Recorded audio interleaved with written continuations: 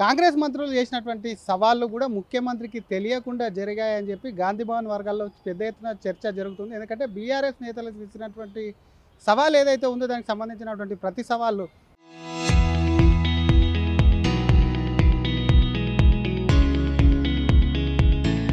ముగ్గురుగా మంత్రులు కలిసి కూడా విసిరారు. ఆ సవాళ్ళకు సంబంధించినటువంటి అంశంలో అసలు పార్టీకి కానీ అటు ముఖ్యమంత్రి కార్యాలయానికి కానీ ఎటువంటి సమాచారం లేదంటూ కూడా ముఖ్యమంత్రి కార్యాలయం కొంత ఆగ్రహం వ్యక్తం చేయడమే కాకుండా ముఖ్యమంత్రి కూడా మంత్రుల వ్యవహారం ఇట్లు సవాళ్ళు విసిరి గన్ పార్క్ వెళ్ళి కూర్చోవడం ఏదైతే ఉందో దానిపైన కూడా కొంత సీఎం అసంతృప్తిగా ఉన్నట్టు సమాచారం. ఎందుకంటే ఒక ప్రతిపక్ష పార్టీకి చెందినటువంటి నాయకుడిని అసెంబ్లీకి రమ్మని కేసీఆర్కు సవాల్ విసిరాలే తప్ప అక్కడ ఉన్నటువంటి మంత్రులు కేటీఆర్ హరీష్ రావుకు మంత్రులు సవాల్ విసిరి ఆ గన్ పార్క్ వెళ్తానని చెప్పడం ఏదైతే ఉందో అది ముఖ్యమంత్రిని కూడా కొంత అసంతృప్తికి గురి చేసిందని చెప్పి కూడా మరి కాంగ్రెస్ పార్టీలో పెద్ద ఎత్తున చర్చ జరుగుతుంది. దీనికి ప్రధాన కారణం మొన్న అటు మంత్రి ముందుగా అడ్లూరి లక్ష్మణ్ నుంచి కూడా మెసేజ్ వచ్చింది. ఆ మెసేజ్కి సంబంధించి గాంధీ భవన్ గ్రూప్లో వేశారు. అటు బీఆర్ఎస్ చేస్తున్నటువంటి దానికి ఏదైతే ఉందో అసలు గురుకులాలో జరుగుతున్నటువంటి టెండర్ అవినీతికి సంబంధించినటువంటి అంశంలో తాము బీఆర్ఎస్ సవాల్కు సిద్ధంగా ఉన్నాము, 11 గంటలకు గన్ పార్కు లేదా ప్రెస్ క్లబ్కు వస్తామంటూ కూడా అందులో ఆ మెసేజ్లో పేర్కొన్నారు. అసలు ఇది సీఎం ఆఫీస్కు సీఎం దృష్టికి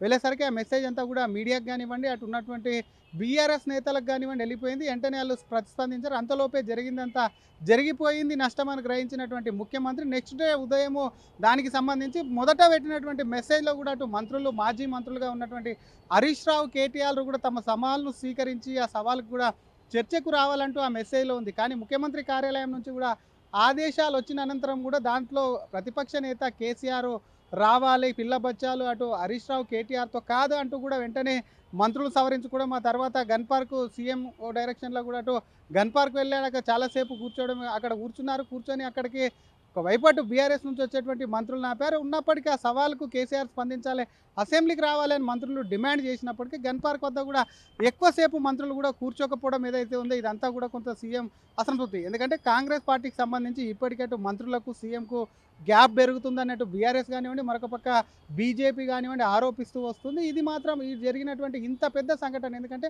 ప్రతిపక్ష పార్టీ అనేది అధికార పక్షం ఏం చేసినా సరే కానీ విమర్శిస్తుంది. ఆ విమర్శలు చేయడమే కాకుండా అధికార పక్షాన్ని కూడా ఎప్పటికప్పుడు అలర్ట్ చేసి గాడిలో పెట్టే పని ప్రతిపక్షం ఉంటుంది. అటువంటిది విమర్శలు గురుకులాలకు సంబంధించినటువంటి వచ్చినటువంటి టెండర్లు ఏవైతే ఉన్నాయో ఆ టెండర్లకు సంబంధించినటువంటి అంశంలో అటు ప్రభుత్వం నుంచి స్పందన వచ్చే ముందు కూడా సీఎం ఆఫీస్కు కానీ సీఎంకు కానీ తెలియదంటే డెఫినెట్గా మరొకసారి ఇది అటు సీఎం ఆఫీస్ కానివ్వండి మంత్రుల చాంబర్లకు దూరం ఏదైతే ఉందో అది క్లియర్ కట్గా అర్థమవుతుందని గాంధీ భవన్ వర్గాలు పేర్కొంటున్నారు. ఒక్కసారి జరిగినటువంటి సంఘటనను ఒక్కసారిగా స్టెప్ బై స్టెప్ చూస్తే మొన్న మంత్రులు విసినటువంటి సవాల్ సీఎంకు తెలియకపోయినప్పటికీ నిన్న మంత్రులు గన్ పార్క్ వెళ్ళి కూర్చోవడం, ఆ తర్వాత కేసీఆర్ పేరు ఎత్తుకోవడం ఇదంతా చూసినటువంటి బీఆర్ఎస్ నేతలు సైతం కూడా అక్కడ ముందుగా జూపల్లి సవాల్ కోసం అక్కడ భవన్లో వెయిట్ చేస్తారు. తర్వాత గన్ పార్క్ వద్ద మంత్రులు ఉన్నారని అక్కడి నుంచి బయలుదేరేందుకు అటు హరీష్ రావు కానివ్వండి అటు కేటీఆర్ కానీ ప్రయత్నించారు. హరీష్ రావుతో పాటు పెద్ద ఎత్తున బయటకు వచ్చినటువంటి పోలీసులు హరీష్ రావును అరెస్ట్ చేయడం, అక్కడి నుంచి తీసుకెళ్లడం,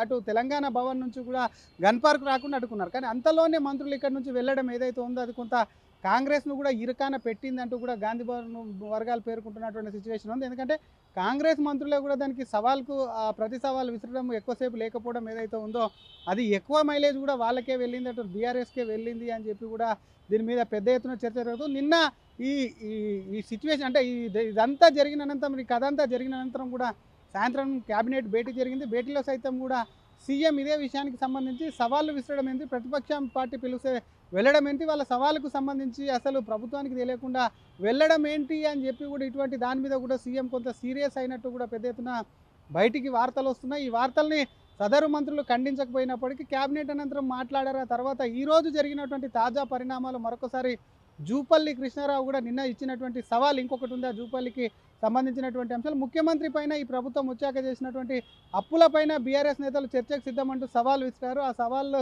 అనంతరం కూడా ఇటు కాంగ్రెస్ నుంచి మంత్రి జూపల్లి కూడా రియాక్ట్ అయ్యారు. అసలు బీఆర్ఎస్ హయాంలోనే అనేకమైనటువంటి అప్పులు చేసి తప్పుల తరకు కూడా ఆ లెక్కలు చూపిస్తున్నారు. ఆ లెక్కలు ఒకవేళ తప్పని తేలితే బీఆర్ఎస్ భవన్లో చర్చకు సిద్ధమా, తర్వాత తప్పని తను చెప్పిన లెక్కలు తప్పని తేలితే రాజీనామాకు సిద్ధమన్న జూపల్లి ఎపిసోడ్ ఏదైతే ఉందో ఆ ఎపిసోడ్ పైన కూడా కొంత ముఖ్యమంత్రి కూడా సీరియస్ అయినట్టు సమాచారం. ఎందుకంటే ముఖ్యమంత్రికి తెలియకుండా ఒక వ్యక్తి బీఆర్ఎస్ భవన్కు వెళ్తానడం ఏదైతుందో వెళ్ళకపోవడం ఏదైతే ఉందో అది పార్టీకి కానివ్వండి పార్టీ శ్రేణులకు కానివ్వండి పార్టీని పార్టీ ప్రతిష్ట కూడా దెబ్బతింటుంది కాబట్టి ఏ సవాళ్ళైనా చేస్తే కూడా సవాలుకు వెళ్ళాలి, వెళ్తే బాగుండేది అని చెప్పి కూడా మరి మంత్రి జూపల్లికి కూడా జూపల్లి పైన కూడా కొంత సీఎం అసంతృప్తి జూపల్లి వ్యవహారం పైన కూడా కొంత అసంతృప్తి వ్యక్తం చేసినట్లు సమాచారం. అయినప్పటికీ జూపల్లి నిన్న మంత్రులు ఒక్కసారిగా జూపల్లి వెళ్ళకపోవడం, ముందుగా భవన్కి వస్తానడం, ఆ తర్వాత గన్ పార్క్ రమ్మనడం ఏదైతుందో ఆ తర్వాత జరిగినటువంటి పరిణామాలతో తోక ముడిచారన్న విషయంతో జూపల్లి పర్సనల్గా అట్టయినటువంటి సిచ్యువేషన్. దాంతో ఈరోజు మరొక్కసారి జూపల్లి ప్రెస్ మీట్ పెట్టడానికి కూడా ఒకవైపు సీఎల్పీకి వచ్చారు. అయినప్పటికీ సీఎంఓ దీనికి కొంత వద్దని చెప్పకనే చెప్పిన మంత్రి మాత్రం దాన్ని పర్సనల్గా తీసుకొని వచ్చి అక్కడ ప్రెస్ మీట్ పెట్టాడని చెప్పి కూడా పెద్ద ఎత్తున మరి ప్రభుత్వ వర్గాల్లోనూ కాంగ్రెస్ పార్టీలో పెద్ద ఎత్తున చర్చ జరుగుతుంది. జూపల్లికి సంబంధించి ఎందుకంటే సవాళ్ళు విసిరారు. జూపల్లికి పౌరుషం రోషం లేదంటూ బీఆర్ఎస్ నేతలు చేసినటువంటి ఆరోపణలు ఏవైతే ఉన్నాయో ఒక మంత్రిగా కాదు, తనకు పదవులు ముఖ్యం కాదు, తనకు సంబంధించినటువంటి గౌరవమే ముఖ్యమని చెప్పి క్లియర్ కట్గా కూడా ప్రెస్ మీట్లో కూడా చెప్పారు. దానికి సంబంధించి నిన్న ముఖ్యమంత్రి చెప్పిన విధంగా కొంత జూపల్లి సైతం కూడా అటు గురుకుల టెండర్లకు సంబంధించి ముగ్గురు మంత్రులు ఆ విధంగా వ్యవహరిస్తే ఈ టెండర్లకు సంబంధించిన అంశం కాకుండా అటు అప్పులపైన బీఆర్ఎస్ చేసినటువంటి అప్పులపైన మంత్రి జూపల్లి సవాల్ విసిరాడు కాబట్టి ఆయనకు సంబంధించినటువంటి అంశంలో సైతం కూడా ఈరోజు జూపల్లి మాట్లాడుతూ మరొక్కసారి నిన్న అన్న మాటలకు తోక ముడిచానని వెళ్ళ మాటలు కూడా జూపల్లి కొంత దానికి వివరణ ఇచ్చుకునే ప్రయత్నం చేస్తారు. క్లియర్ కట్గా నిన్న చెప్పినటువంటి విషయం ఎందుకు వేదిక మారింది, ఎందుకు బీఆర్ఎస్ భవన్కి వెళ్తానన్న విషయాన్ని మరొక్కసారి పునర్గతించారు. అందులో భాగంగా కూడా ఈరోజు సైతం కూడా ప్రెస్ క్లబ్కు నిన్నటి ఛాలెంజ్కి సిద్ధంగా ఉన్నాను, తను ఒకవేళ తన లెక్కలు తప్పని తేలితే రాజీనామా చేసేందుకు తను సిద్ధంగా ఉన్నానని జూపల్లి క్లియర్ కట్గా చెప్తున్నారు. ఇదే విధమైనటువంటి వ్యవహారంకు సంబంధించినటువంటి అంశం అటు బీఆర్ఎస్ హరీష్ రావు, కేసీఆర్, కేటీఆర్ కూడా ఇదే విధంగా ఒకవేళ తను చెప్పిన లెక్కలు కరెక్ట్ అయితే వాళ్ళు ఏం చేస్తారు, రాజీనామా చేస్తారా, రాజకీయ సన్యాసం తీసుకుంటారన్న అంశాన్ని కూడా వాళ్ళు వెల్లడించిన అనంతరం కూడా తను చర్చకు వస్తే ఆ చర్చల్లో పాల్గొంటాను జూపల్లి ఈరోజు వాళ్ళని కొంత బీఆర్ఎస్ను ఇరకాటంలో పెట్టే విధంగా మాట్లాడమే కాకుండా తను తీసుకున్నటువంటి ప్రభుత్వం నుంచి తీసుకున్నటువంటి లెక్కలు, ప్రభుత్వ సైట్లో ఉన్నటువంటి జీవో లెక్కలు ఏవైతే ఉన్నాయో ఆ లెక్కలు కూడా బయటకు తీశారు. బయటకు తీయడమే కాకుండా ఎందుకంటే నిన్న జరిగినటువంటి సంఘటనతో వాళ్ళొకటి వీళ్ళొకటి మాట్లాడుతున్నట్టు బీఆర్ఎస్ ఒక మాట చెప్తుంది, కాంగ్రెస్ ఒక మాట చెప్తుంది కాబట్టి తను తీసుకున్నటువంటి లెక్కలు జీవో కాపీలను కూడా ముగ్గురి నేతలకు అటు బీఆర్ఎస్లో ఉన్నటువంటి కేసీఆర్తో పాటు మాజీ మంత్రులుగా ఉన్నటువంటి హరీష్, కేసీఆర్ కూడా ఒకవైపు తను లేఖలు రాస్తున్నాను, ఆ లేఖలు ప్రతి పేజీ మీద కూడా సంతకం పెట్టి పంపిస్తున్నాను కాబట్టి దానికి రిప్లైగా కూడా వాళ్ళు ముగ్గురు కూడా కేసీఆర్తో పాటు అటు హరీష్, కేటీఆర్ కూడా రిప్లై ఇచ్చి ఆ తర్వాత కూడా చర్చకు రావాలి, దీనికి సిద్ధమా అంటూ కూడా ఒకవైపు బీఆర్ఎస్ భవన్కు ఆ లేఖల్ని కూడా వచ్చినటువంటి లేఖల్ని కూడా మెయిల్ చేయడమే కాకుండా వాటికి సంబంధించి వాట్సాప్లో కూడా పంపి